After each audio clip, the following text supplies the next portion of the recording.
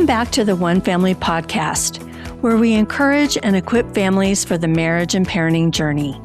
Each week, we share practical insights and real-life encouragement to help you strengthen relationships, navigate challenges with confidence, and build a home where love and connection thrive.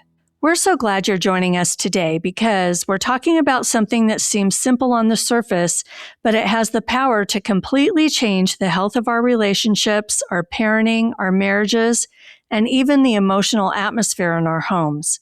We're talking about listening. Not just hearing words in the background while we multitask, not waiting for our turn to speak, but truly listening in a way that helps people feel understood, valued, and loved. And we think this is something that all of us can grow in. And I think everybody listening today has probably experienced both sides of this. We've all had moments where we tried to communicate something important and realized halfway through that the other person wasn't really listening. You explain something clearly, or at least you think you did, and then a few minutes later they ask a question about the exact same thing you just said. And it's frustrating because you realize your words really didn't matter or didn't land.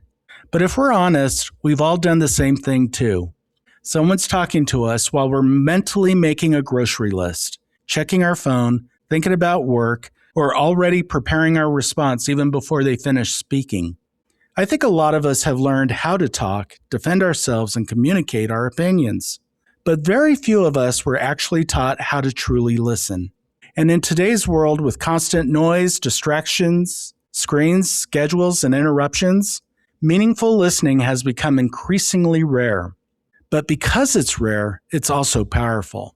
One definition of active listening says it's the act of alert and intentional hearing, interpretation, and demonstration of genuine interest through verbal responses, body language, and nonverbal cues. I love that definition because it reminds us that listening isn't just passive, it's intentional. It requires presence. And it's interesting that active listening is intentionally taught to counselors, teachers, doctors, police officers, pastors, and leaders, because listening builds trust. It creates emotional safety, and it helps people feel valued and respected. For us as parents and spouses, this is one of the most important relational skills we could ever develop. One article we came across listed 4 very common listening mistakes, and I think most of us can probably identify with at least one of these. The first is simply daydreaming or thinking about something else while the other person is talking.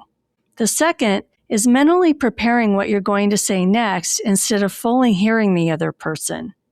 The third is judging what the other person is saying before they've even finished.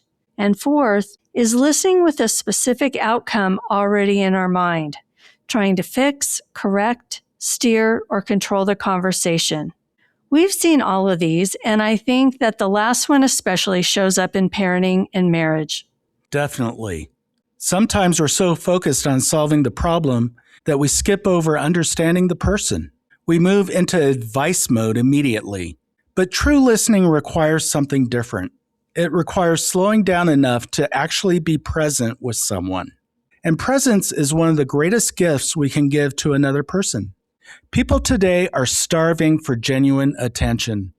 They want to know someone actually hears them, not just their words, but their heart. One of the things that really stood out to us while studying this topic is how powerful listening actually is neurologically and emotionally. Current neuroscience shows that when people feel genuinely heard, brain regions associated with emotional processing and self-awareness become more active. In other words, attentive listening actually helps people process their thoughts, their emotions, and experiences more clearly. That's pretty amazing when you think about it.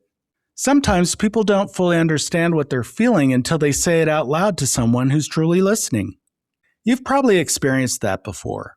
You start talking about something, and then midway through the conversation, you suddenly realize what's actually bothering you.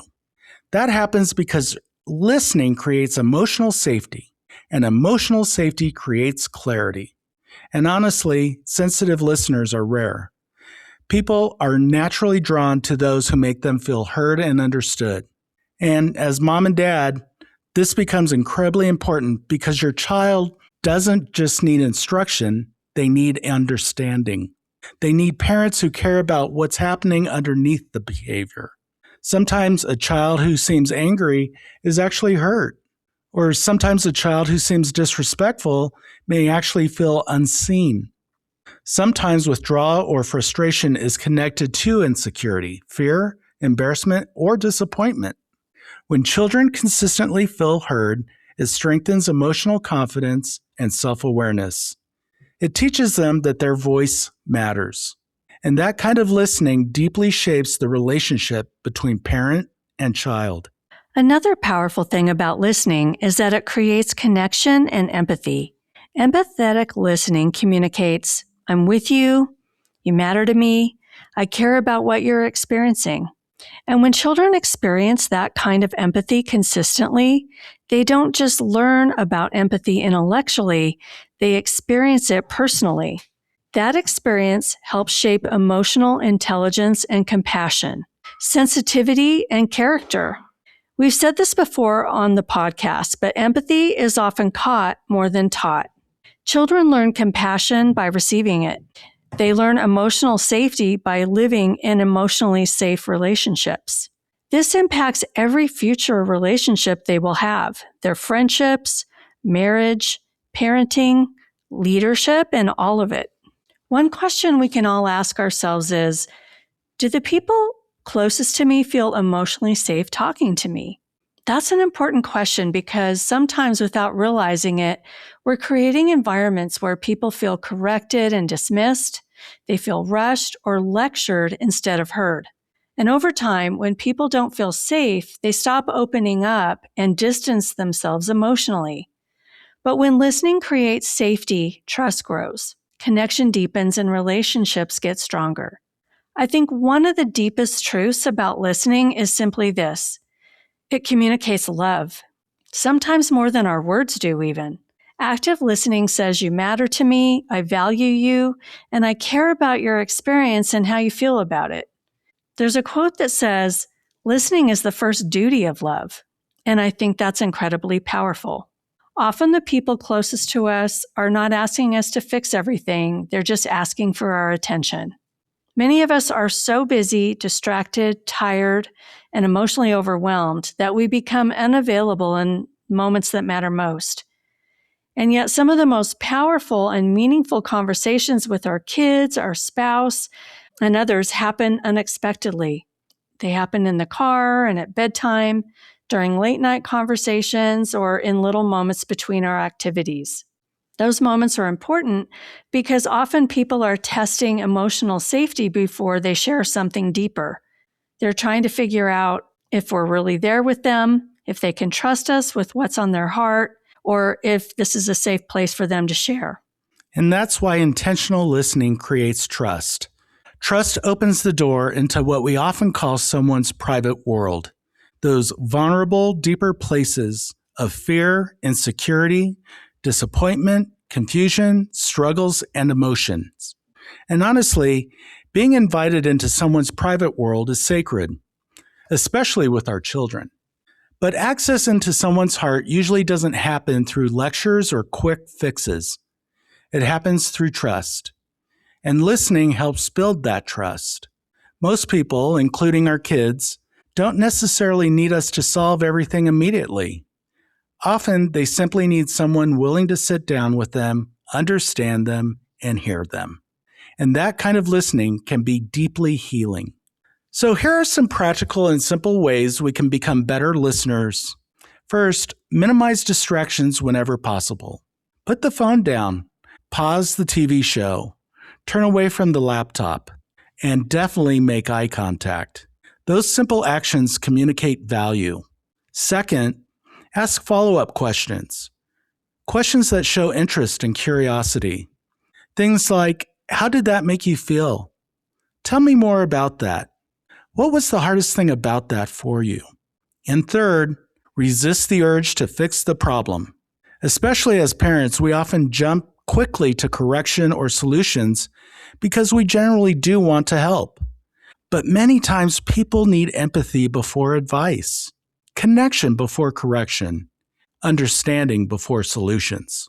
Think about this. When people feel understood first, they often become much more open to guidance later.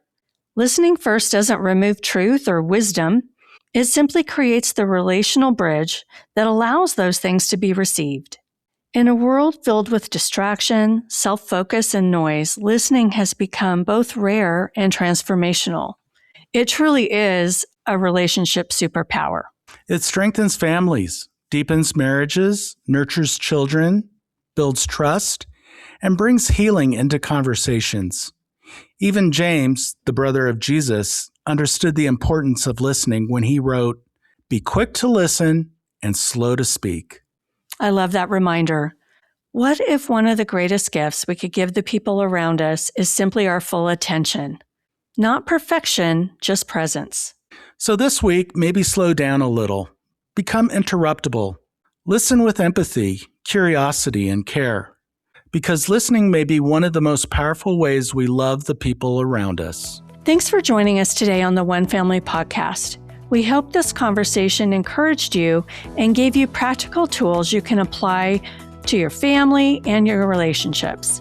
If this episode was helpful, be sure to share it with another parent who might need the encouragement right now. And remember, you do not need to parent perfectly to parent purposefully. We'll see you next time.